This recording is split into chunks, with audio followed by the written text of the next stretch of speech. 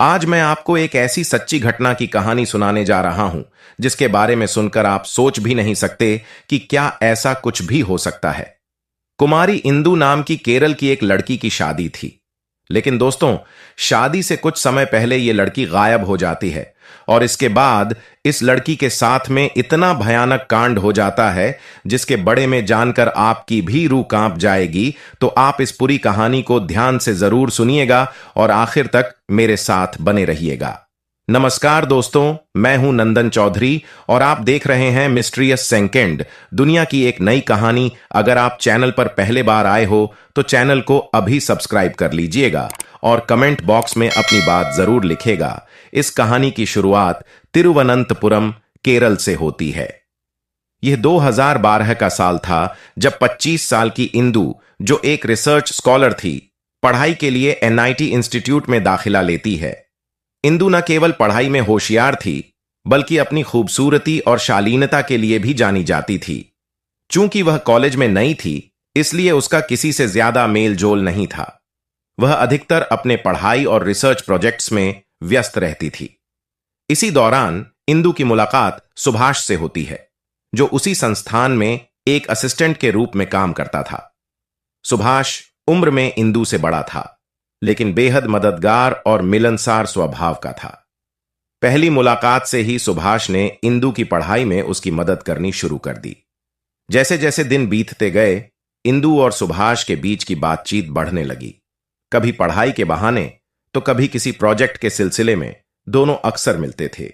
सुभाष इंदु के लिए एक भरोसेमंद दोस्त बन गया था और इंदु भी अपने विचार और समस्याएं सुभाष के साथ साझा करने लगी। धीरे धीरे यह दोस्ती एक गहरे बंधन में बदल गई। दोनों न केवल कॉलेज में साथ समय बिताते बल्कि अक्सर एक दूसरे के साथ घूमने भी जाते। उनकी बातचीत और साथ में बिताए गए पल उन्हें खुशी देने लगे। इंदु, जो शुरुआत में कॉलेज में अकेला महसूस करती थी, अब सुभाष के साथ एक मजबूत भावनात्मक सहारा महसूस करने लगी। उनकी बढ़ती नजदीकियों ने उनकी जिंदगी में एक नई दिशा दी। लेकिन जैसा कि हर कहानी में एक मोड़ आता है, इनके जीवन में भी कुछ ऐसा घटित हुआ जिसने सब कुछ बदल कर रख दिया। इंदु और सुभाष की दोस्ती कब गहरे प्यार में बदल गई, इसका उन्हें पता ही नहीं चला। दोनों एक दूसरे के साथ वक्त बिताने में इतने खो गए थे कि दुनिया की फिक्र करना भूल गए। सुभाष के लिए इंदु अब सिर्फ एक दोस्त नहीं, बल्कि उसकी जिंदगी का सबसे अहम हिस्सा बन चुकी थी। एक दिन जब दोनों साथ बैठे थे, सुभाष ने अपने दिल की बात इंदु के सामने रख दी। उसने इंदु से कहा कि वह उससे शादी करना चाहता है। इंदु, जो पहले से ही सुभाष को पसंद करने लगी थी, उसके इस प्रस्ताव को मना नहीं कर पाई। उसने सुभाष की बात खुशी खुशी मान ली और शादी के लिए हां कर दी। सुभाष इस जवाब से बेहद खुश हुआ। उसने तुरंत ही अपने सपनों को साकार करने की योजना बना ली। 24 अप्रैल 2012 को सुभाष ने तिरुवनंतपुरम से कोझिकोड के लिए ट्रेन की 2 टिकट बुक करवाई। उसकी योजना थी कि वह कोझिकोड पहुंचकर इंदु के साथ शादी करेगा। इसके लिए उसने शादी के लिए सारी तैयारियां पहले से ही कर रखी थीं। दिलचस्प बात यह थी कि सुभाष ने यह सब इंदु से छिपाकर किया। उसने शादी को इंदु के लिए एक खूबसूरत सरप्राइज बनाने की सोची। लेकिन इंदु को बिल्कुल भी पता नहीं था कि सुभाष ने उसके साथ भविष्य को लेकर इतनी बड़ी योजना बना ली है। जहां सुभाष इस शादी को लेकर उत्साहित था, वहीं उसे यह एहसास नहीं था कि उसका यह कदम उनके जीवन को एक भयानक मोड़ पर ले जाएगा।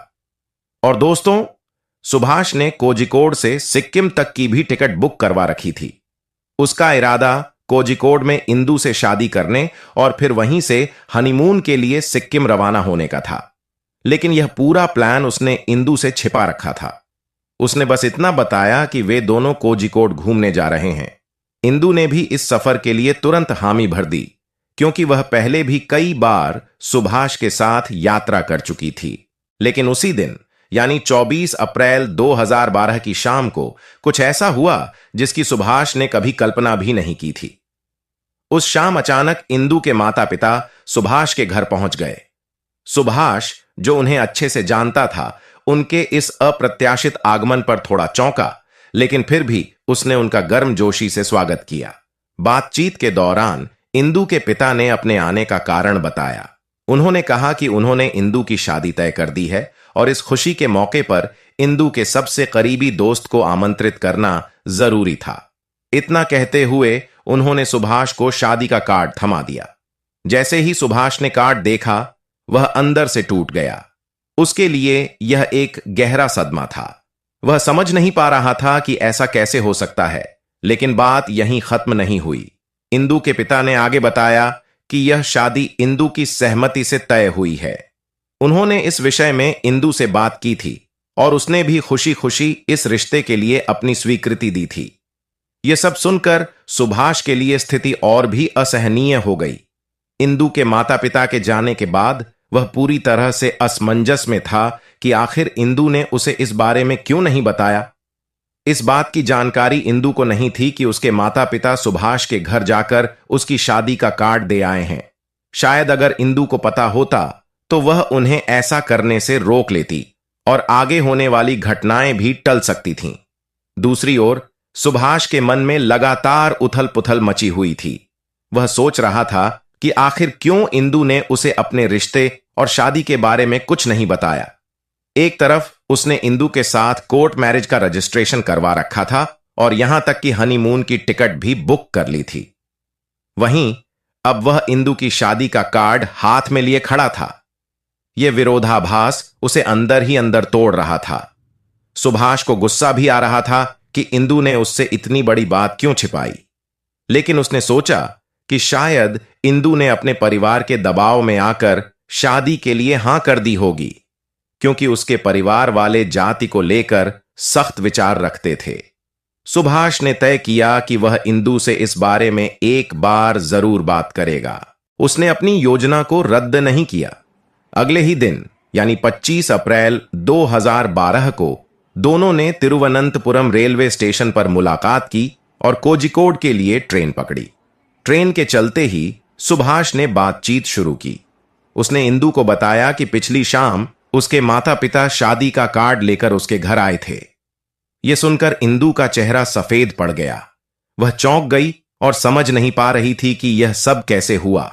सुभाष ने फिर इंदू को अपने इरादों के बारे में बताया। उसने कहा कि उसने केवल उससे शादी करने के लिए कोझिकोड की यह यात्रा योजना बनाई थी।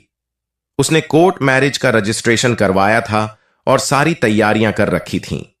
उसने इंदू से अपने गहरे प्यार का इजहार किया और कहा कि वह उसके बिना नहीं रह सकता, लेकिन इंदू ने सख्ती से जवाब दिया कि यह संभव नहीं है। उसने कहा कि उसके माता पिता उसकी शादी कभी दूसरी जाति के लड़के से नहीं होने देंगे और वह भी उनके खिलाफ जाने के लिए तैयार नहीं है। उसने यह भी कहा कि उनका रिश्ता दोस्ती और प्यार तक सीमित था, लेकिन शादी की बात असंभव है। सुभाष ने यह सुनकर इंदू को मनाने की कोशिश की, लेकिन इंदू ने साफ इनकार कर दिया। धीरे धीरे उनकी बातचीत बहस में बदल गई। इंदू ने गुस्से में जोर जोर से बोलना शुरू कर दिया। दोनों के बीच की यह बहस ट्रेन में बैठे अन्य यात्रियों का ध्यान खींचने लगी। जब सुभाष और इंदू की बहस तेज हो गई और आसपास के यात्री उन्हें गौर से देखने लगे, सुभाष ने स्थिति संभालने की कोशिश करते हुए इंदू से कहा, लोग हमारी बातें सुन रहे हैं, हमें साइड में जाकर शांति से बात करनी चाहिए। इंदू ने थोड़ी झिझक के बाद हामी भर दी। दोनों अपनी सीट छोड़कर गैलरी से गुजरते हुए ट्रेन के गेट के पास आ गए। उस समय रात के लगभग 2 बजे थे और गेट के पास उन दोनों के अलावा कोई और नहीं था। बाहर अंधेरा और ट्रेन की खिड़कियों से गुजरते हुए धुंधले खेत दिख रहे थे। इंदू गेट के बिल्कुल पास खड़ी थी, जबकि सुभाष उसके सामने। सुभाष ने आखिरी बार पूछा, क्या तुम मुझसे शादी करोगी? मुझे साफ साफ जवाब चाहिए। इंदू ने गंभीर स्वर में जवाब दिया, मैंने पहले ही कहा था, मैं अपने माता पिता के खिलाफ नहीं जा सकती। यह शादी मेरी मर्जी से हो रही है और मैंने उन्हें हां कर दी है। इंदू की यह बात सुनकर सुभाष का गुस्सा चरम पर पहुंच गया। उसकी आंखों में निराशा और गुस्से का मेल साफ झलक रहा था। जैसे ही ट्रेन प्रज्ञा नदी के पुल पर पहुंची, सुभाष ने अचानक एक भयानक कदम उठाया। उसने पल भर के गुस्से में इंदू को जोर से धक्का दे दिया। इंदू चीख भी नहीं पाई। उसका सिर पुल की लोहे की पाइप से टकराया और वह सीधे नदी में गिर गई।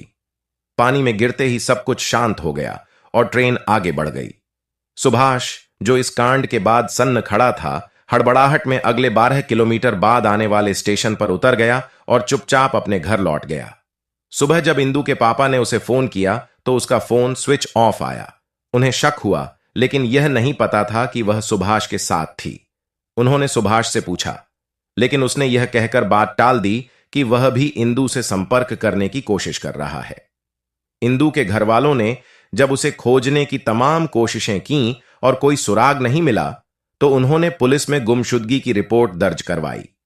इसके 2 दिन बाद नदी किनारे कुछ मजदूर रेत निकाल रहे थे जब उन्होंने एक युवती की लाश देखी। लाश की पहचान इंदू के रूप में हुई। पुलिस ने मामले की जांच की और इसे आत्महत्या करार दिया। उनके मुताबिक इंदू शायद शादी के दबाव में थी और उसने यह कदम उठाया, लेकिन इंदू के पिता को यह बात गले नहीं उतरी। उन्होंने जोर देकर कहा कि यह शादी इंदू की मर्जी से हो रही थी तो वह खुदकुशी क्यों करेगी। इंदू के पिता ने उस जगह का दौरा किया जहां उसकी लाश मिली थी। वहां काम कर रहे एक मजदूर से उन्होंने पूछा कि उसने उस रात कुछ देखा था या नहीं। मजदूर ने बताया, मैं वहीं पास में सो रहा था। जैसे ही ट्रेन पुल पर आई मैं जाग गया। मैंने देखा कि गेट के पास एक लड़की और एक लड़का खड़े थे। थोड़ी देर बाद मैंने लड़की को गिरते देखा।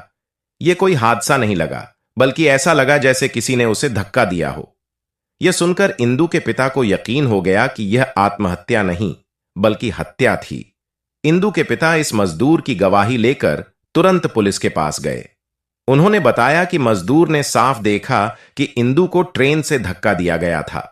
यह कोई आत्महत्या नहीं थी बल्कि सोची समझी साजिश थी। पुलिस ने मजदूर का बयान दर्ज किया और मामले को फिर से जांचने का आश्वासन दिया। जांच आगे बढ़ी तो पुलिस ने सुभाष को पूछताछ के लिए बुलाया। शुरू में वह खुद को निर्दोष बताने की कोशिश करता रहा, लेकिन मजदूर की गवाही और ट्रेन के अन्य यात्रियों के बयान ने उसके झूठ का पर्दाफाश कर दिया। गहन पूछताछ के बाद सुभाष ने टूटकर सच कबूल कर लिया। उसने माना कि गुस्से और निराशा के वशीभूत होकर उसने इंदू को धक्का दिया था। सुभाष के खिलाफ हत्या का मुकदमा दर्ज किया गया। इंदू के पिता ने मामले को पूरी तरह न्याय तक ले जाने का प्रण किया। अदालत में पेश किए गए सबूत, गवाहों के बयान और सुभाष की स्वीकारोक्ति के आधार पर उसे दोषी ठहराया गया। सुभाष को कानून के तहत सजा सुनाई गई। यह घटना गहरी सीख देती है कि भावनाओं पर काबू रखना कितना जरूरी है। गुस्से और अस्वीकार्यता के क्षणों में लिए गए गलत फैसले न केवल किसी की जिंदगी बर्बाद कर सकते हैं, बल्कि अपराधी को भी उम्र भर का पश्चाताप और सजा झेलनी पड़ती है। प्यार और रिश्तों में सहमति और सम्मान का होना अनिवार्य है, अन्यथा वे दुखद अंजाम तक पहुंच सकते हैं।